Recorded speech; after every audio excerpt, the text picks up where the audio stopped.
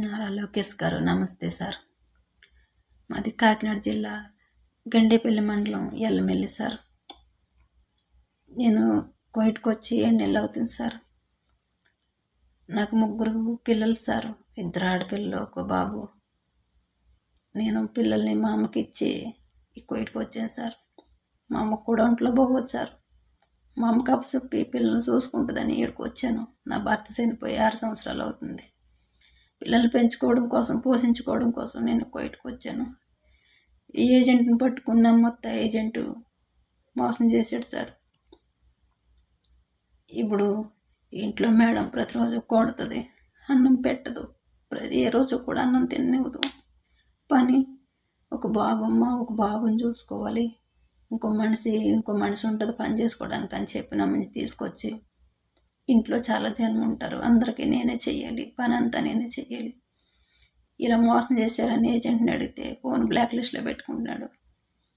వేరే నెంబర్ నుంచి చేసినా కానీ 2 లక్షలు కట్టు, 2 లక్షలు కడితే పంపిస్తాను అనేసి అన్నాడు సార్. మా అమ్మకు ఒంట్లో బాగాలేదు, నేను వెళ్ళిపోవాలి అనేసి అంటే, మేడం నిన్ను ఇక్కడ చంపేస్తాను కానీ ఇంటికి పోనివ్వను అని అంటుంది సార్. వెళ్ళి సార్, నిన్ను అక్కడే ఉంటే చంపేస్తారు సార్, నా పిల్లల్లో నన్ను కలపండి సార్, నా పిల్లల దగ్గరికి నన్ను పంపించండి సార్. మీరు పంపిస్తారని ఇప్పుడు మిమ్మల్ని సంప్రదిస్తున్నాను సార్. లోకేష్ సార్, నన్ను ఎలాగైనా ఇంటికి పంపించండి సార్.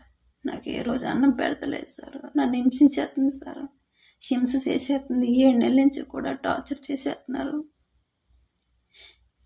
ఏమైనా మాట్లాడదామన్నా భయంకరంగా బాధ పెట్టేస్తున్నారు. ఒకసారి అయితే రూమ్లో పెట్టేస్తారు సార్, నాకు అన్నం పెట్టరు సార్. నా పిల్లల దగ్గరికి నన్ను పంపించండి సార్. లోకేష్ సార్, మీరు పంపిస్తారని మిమ్మల్ని నమ్ముకొని మిమ్మల్ని సంపాదిస్తున్నాను సార్.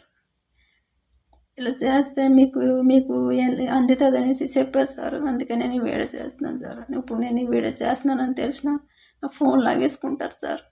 నన్ను ఎలాగన్నా కాపాడండి సార్. లోకేష్ సార్, నేను వచ్చి 7 నెలలు అవుతుంది సార్. 7 నెలల నుంచి ఇలా టార్చర్ చేసేస్తున్నారు సార్. నేను ఇక్కడ నోరు చేసి ఇప్పుడు ఈ వీడియో కూడా చేయలేకపోతున్నాను సార్ గట్టిగా. ఇప్పుడు నేను ఆ మాటలేని బండి అంటే కొట్టేస్తారు మళ్ళీ వచ్చి. దాన్ని తొందరగా నన్ను విడిపోయండి సార్. నమస్తే సార్.